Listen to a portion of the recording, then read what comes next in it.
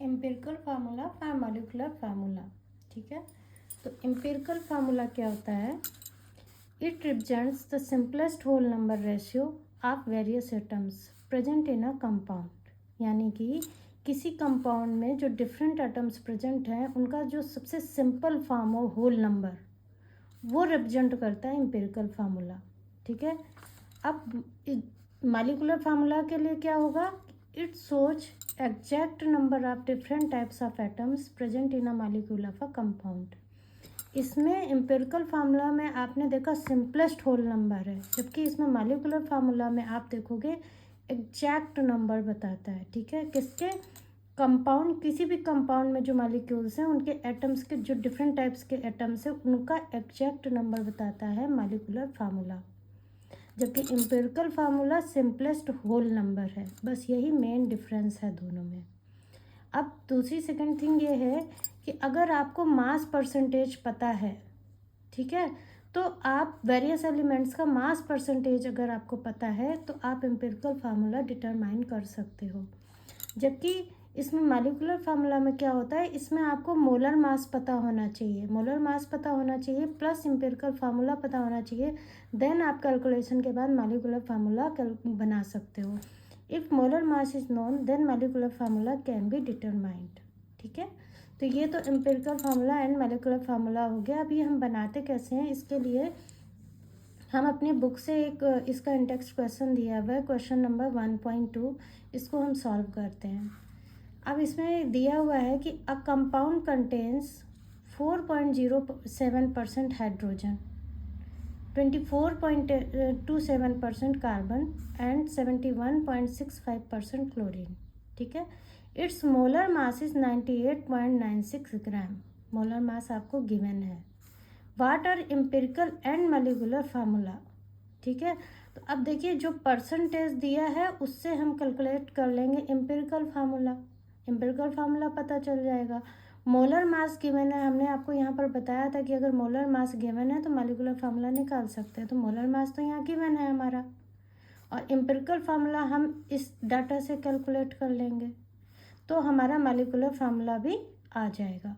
ठीक है, तो इसके लिए इसके कुछ स्टेप्स हैं। पहला स्टेप है कि ये जो मास परसेंटेज है इसको आप कन्वर्ट कर लो ग्राम में। दूसरा है, जब आपको ग्राम में कन्वर्ट कर लोगे तो सेकंड स्टेप है कि इनको मोल्स में कन्वर्ट कर लीजिए। थर्ड स्टेप में ये जो मोल्स जो आपने कैलकुलेट किया है इसमें जो सबसे स्मॉलेस्ट वैल्यू है उसमें से सबको आप डिवाइड कर दीजिए। Divide these mole value by the smallest number. Number 4 पे आ जाएगा। जब आपको ये नंबर्स पता चल जाएंगे तो आपका ये एम्पिरिकल फार्मूला आ जाएगा। जो भी नंबर आएगा उसमें आप ये जो इनका दिया हुआ है हाइड्रोजन, कार्बन और क्लोरीन, उसी में वो नंबर पुट करके आपको एम्पिरिकल फार्मूला पता चल जाएगा। और जब एम्पिरिकल फार्मूला पता चल जाएगा तो मोलर मास है, तो आगे हम नंबर एन की वैल्यू निकाल कर फिर हम मॉलिक्यूलर फार्मूला निकाल। देखिए आपको हाइड्रोजन का परसेंटेज दिया हुआ है, कार्बन का परसेंटेज दिया हुआ है क्वेश्चन में, और क्लोरीन का परसेंटेज दिया हुआ है। ठीक है, अब हमें सबसे पहला स्टेप है इस परसेंटेज को ग्राम में कन्वर्ट करना है। तो हम ये सपोज कर लेते हैं कि जो भी हमारा इधर कंपाउंड दिया हुआ है वो 100 ग्राम है। 100 क्यों? क्योंकि परसेंटेज में दिया है तो हम उसको एक स्टैंडर्ड मान लेते हैं। If we take 100 gram sample then, तो अगर ये 100 ग्राम है तो अगर ये 4.07% है तो ये ग्राम में अगर कन्वर्ट करेंगे तो कितना हो जाएगा? 4.07 ग्राम। ऐसे ही कार्बन 24.27% है, यानी कि 100 में 24.27 है तो 24.27 ग्राम हो जाएगा क्योंकि 100 ग्राम सैंपल लिया है। ऐसे ही क्लोरीन के लिए 71.65% है तो ये क्लोरीन हो जाएगा 71.65 ग्राम।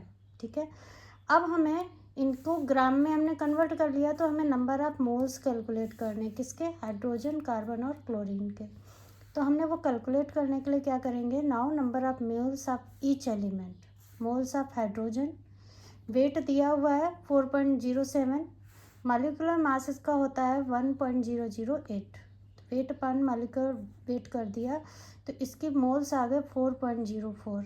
सिमिलरली मोल्स ऑफ कार्बन आ गए 24.27, अपान कार्बन का होता है 12.01 तो इसका आ गया moles 2.021। And moles of chlorine 71.65 ग्राम है। इसको डिवाइड कर दिया 35.453 से, क्योंकि इसका ये मॉलिक्यूलर मास होता है, तो इसकी वैल्यू आ गई 2.021। अब अगर हम इन तीनों में देखें 4.04, 2.021 और 2.021, इसमें सबसे स्मॉलेस्ट वैल्यू यानी कि ये दो वैल्यू तो सेम है, तो इन दोनों वैल्यू में अगर देखें तो स्मॉलेस्ट वैल्यू आ रही है 2.021। ठीक है, तो अब हम क्या करेंगे कि 2.021 से तीनों को डिवाइड कर देंगे, डिवाइड बाय स्मॉलेस्ट नंबर। तो डिवाइड कर दिया, ये अप्रॉक्सीमेट 2 आ रहा है, ये 1 आ रहा है और ये भी 1 आ रहा है। तो अगर हम ये रेशियो देखें इन तीनों का, यानी कि हाइड्रोजन, कार्बन और क्लोरीन, तो हाइड्रोजन का आ रहा है 2, कार्बन का आ रहा है 1 और क्लोरीन का आ रहा है 1।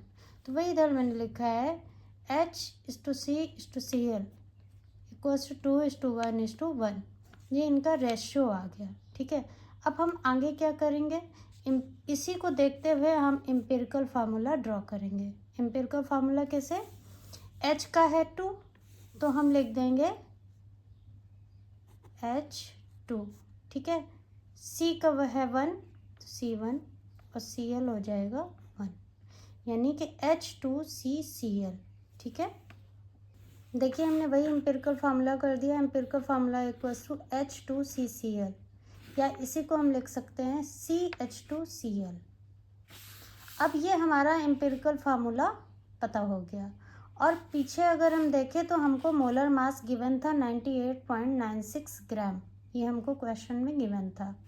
तो अब हम मॉलिक्यूलर फार्मूला निकालने के लिए सबसे पहले करेंगे, हमें n की वैल्यू निकालनी है। n की वैल्यू निकालने के लिए फार्मूला होता है n equals to molar mass upon empirical formula mass.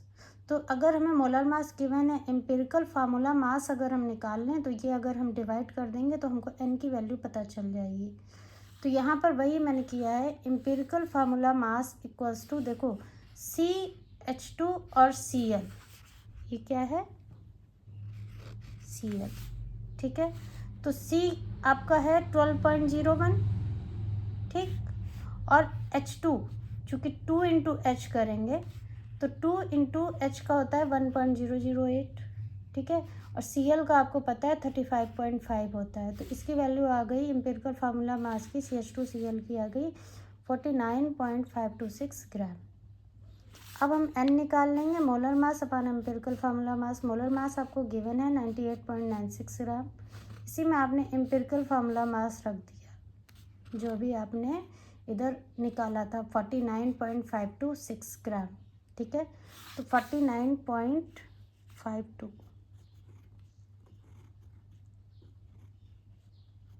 Okay.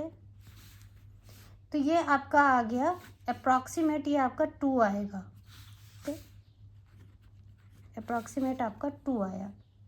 तो जब n की वैल्यू 2 आ गई तो मॉलिक्यूलर फार्मूला होता है एम्पिरिकल फार्मूला, और यहाँ पर n कर देंगे, यानी n से मल्टीप्लाई हो जाएगा। तो एम्पिरिकल फार्मूला आपका आया था CH2Cl, और इसको n की वैल्यू 2 यानी 2 से मल्टीप्लाई कर दो, तो C का हो जाएगा 2, H का हो जाएगा 2 2 जा 4 और Cl का हो जाएगा 2। तो ये हमारा मॉलिक्यूलर फार्मूला निकल आया। एम्पिरिकल फार्मूला हो गया CH2Cl और मॉलिक्यूलर फार्मूला हो गया C2H4Cl2। आई होप कि आप लोगों को ये समझ में आया होगा। Thank you.